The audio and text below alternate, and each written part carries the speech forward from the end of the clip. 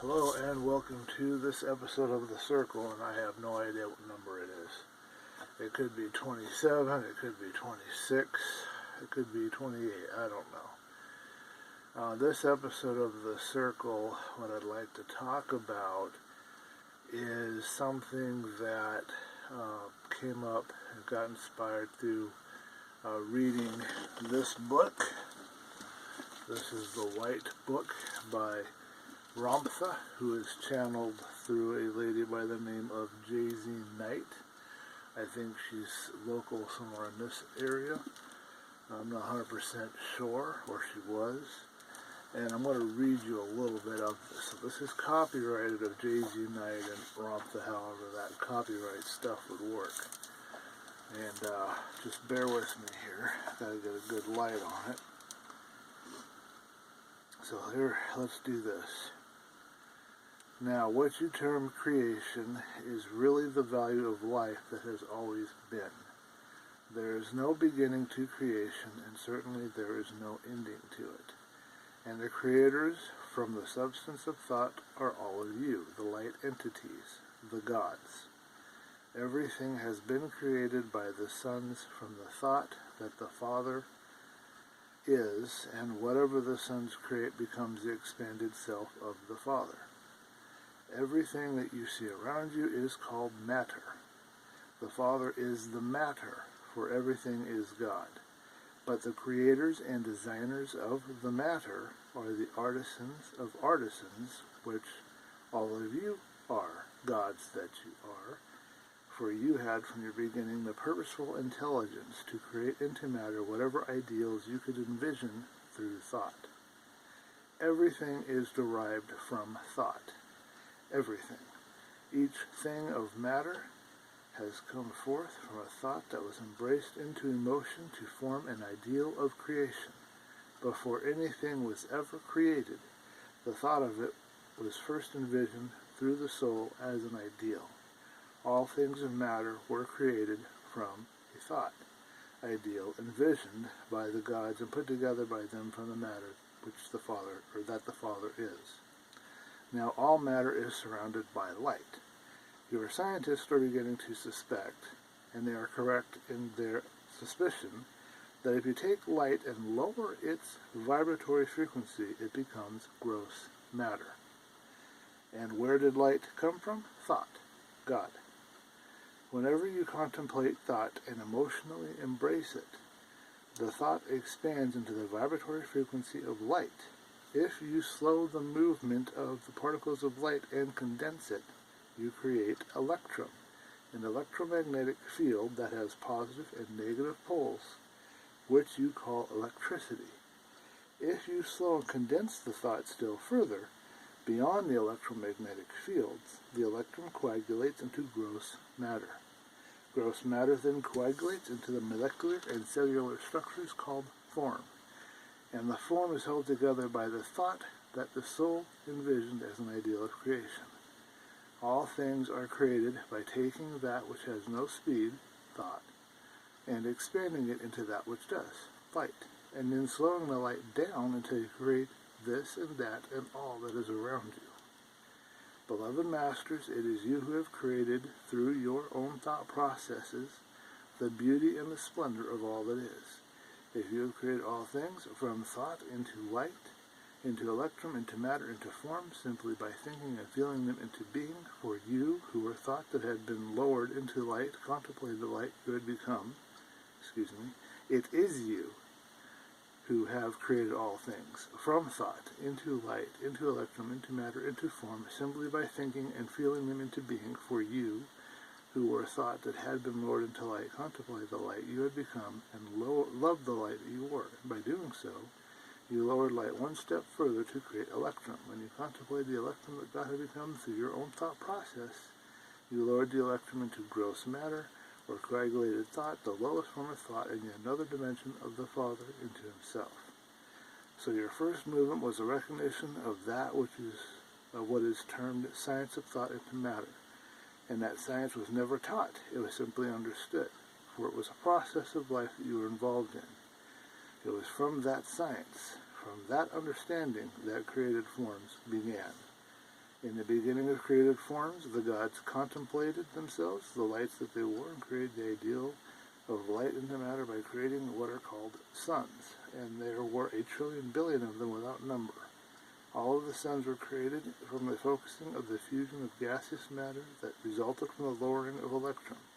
And from the great suns, the central sparks of life, rotating spheres called planets were created and thrust into their orbits. And upon the spheres, the gods created designs. And it took eons for you to learn design.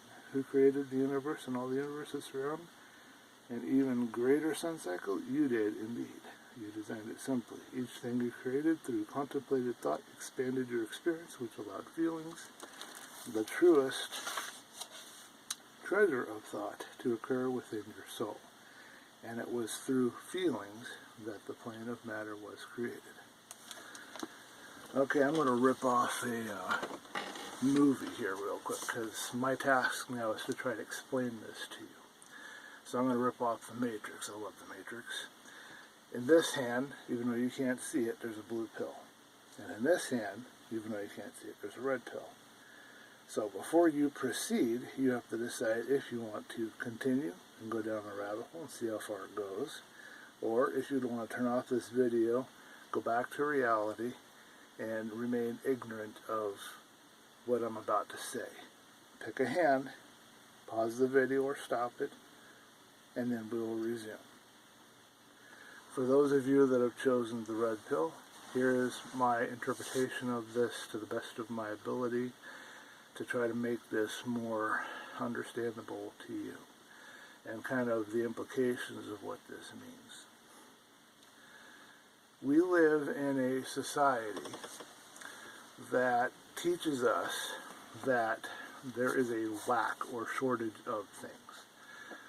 We're running out of water, they say. We're running out of food, they say. We're running out of space, they say, on the planet for us to live. And we're constantly barraged, and everything about society, materialism, all of it is designed to cause us to want to buy stuff out of the fear of not being able to have it. Even collecting little things, you know, they're going to be a limited edition, and it subtly infects all of us, even me. I collect Minecraft maps because I'm afraid that if I don't download them, somebody will delete them.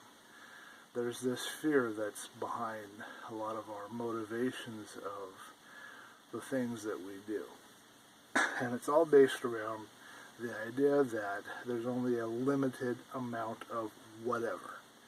Whether it be money, whether it be food, whether it be water, depending on where you live and what your concerns are every day. There's a limited amount of whatever it is that is desirable for you. And everybody has to compete to have this, to be able to have a chance at getting whatever it is.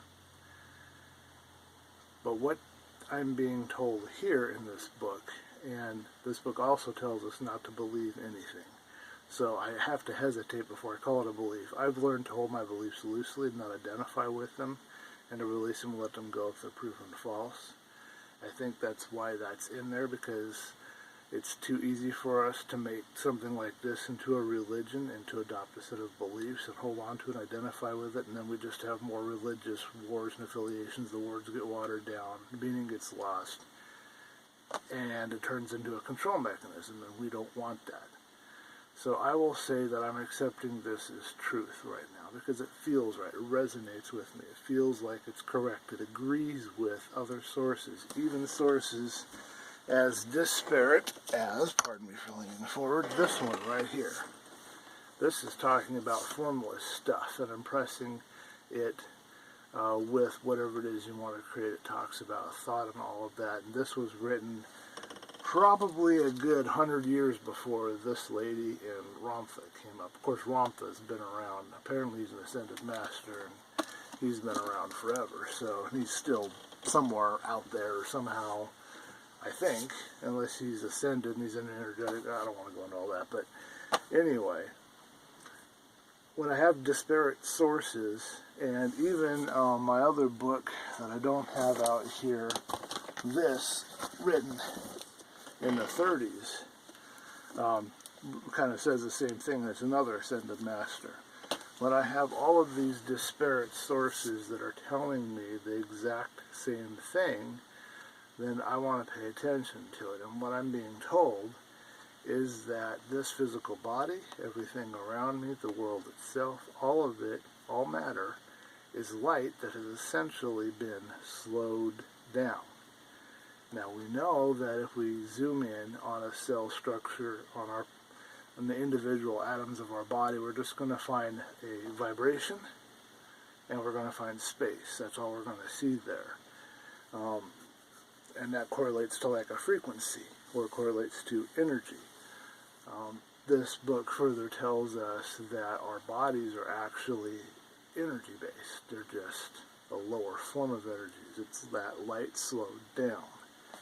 So what I interpret this to say and to mean is that everything around us is just simply a thought that has been slowed down into light, that has been slowed down into matter, which means that if thought is infinite, and it is, you will never run out of thoughts. If you could find a way to power a vehicle on thought, you could go all the way around the solar system if you wanted to. You will never stop thinking. You will never run out of thoughts. We don't know where they come from. We don't know where they go, but they're there in our minds, all of us, all the time. There might be a few exceptions, but even if one person ran out of thought, you just need another person. They would have plenty of thoughts. It's power stuff. So we will go with the assumption that thought is infinite. And if thought is infinite, then light must be infinite, because thought slowed down is light. And if light is infinite, and light slowed down becomes electricity, and then becomes matter, then matter has to be infinite. So that means even if we were to use up every square inch of space on this earth, that doesn't mean that there won't be more space somehow. Now, I don't know how it would come about. You would think that the earth is of a limited size, and I wouldn't think that the earth is just going to suddenly get larger. I think we would notice that. I'm not sure how it would happen, what would happen with that, but I know that, I don't know, but I believe, well, I don't want to say believe either, I avoid beliefs, but it seems to me that even if we used up every square inch of space, even if we used up all the water, even if we used up all of something on the earth, more would show up. I think that that would happen. I don't know in what way or how, but I think that it would, because matter is infinite. As long as there is in our minds and our thoughts the part of us that thinks and creates and maintains the environment called Earth and, reality that we live in, then it should continue to perpetuate.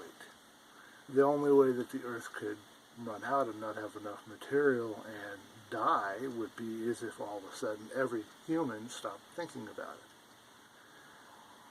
Because a thought put out there in the world, remember, energy can't be destroyed. So when you think something, it persists. It doesn't stop. So if anybody ever, especially if multiple people have thought of the earth, thought of supply resources, whatever it is, those thoughts go out and they persist.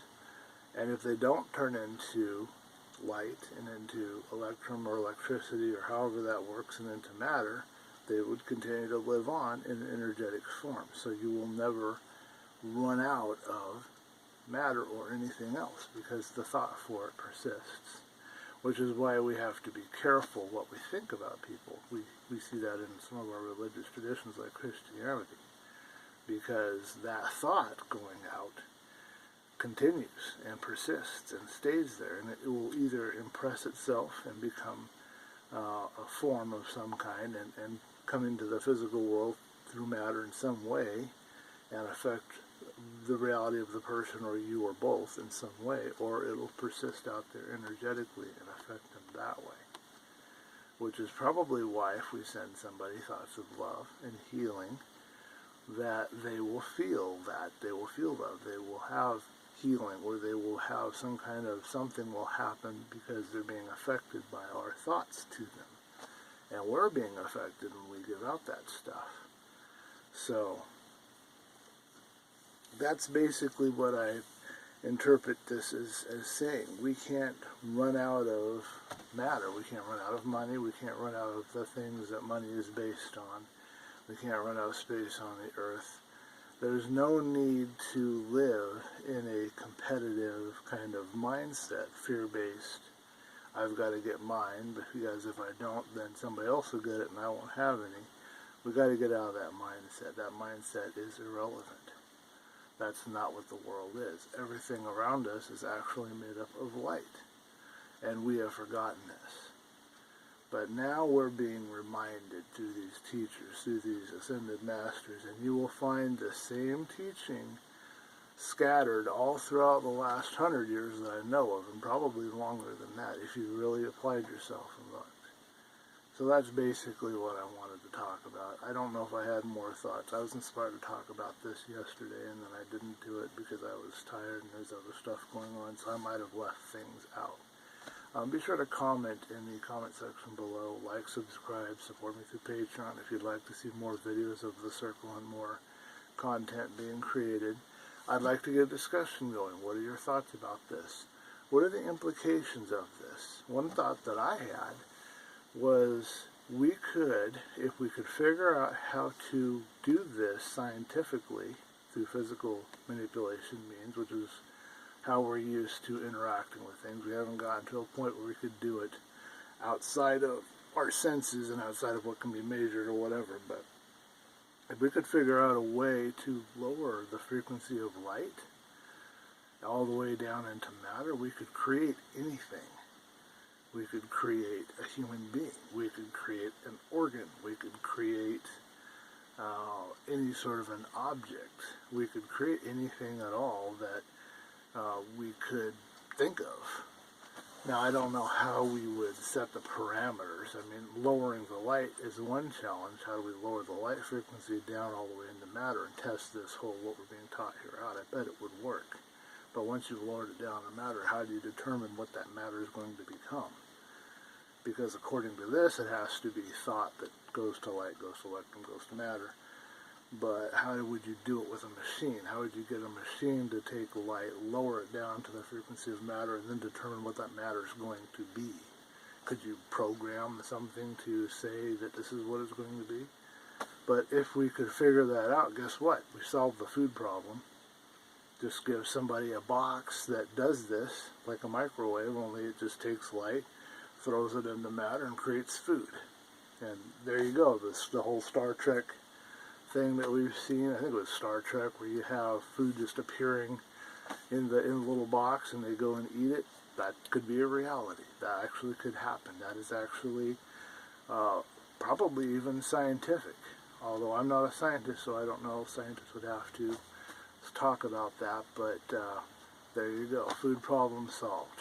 Water problem solved. Landmass, not so much, but could we create materials for a space station? A big giant thing, like in the Rama books that Arthur C. Clarke describes. You have a big cylinder, you have land in it, and people could live in there. Could we do that?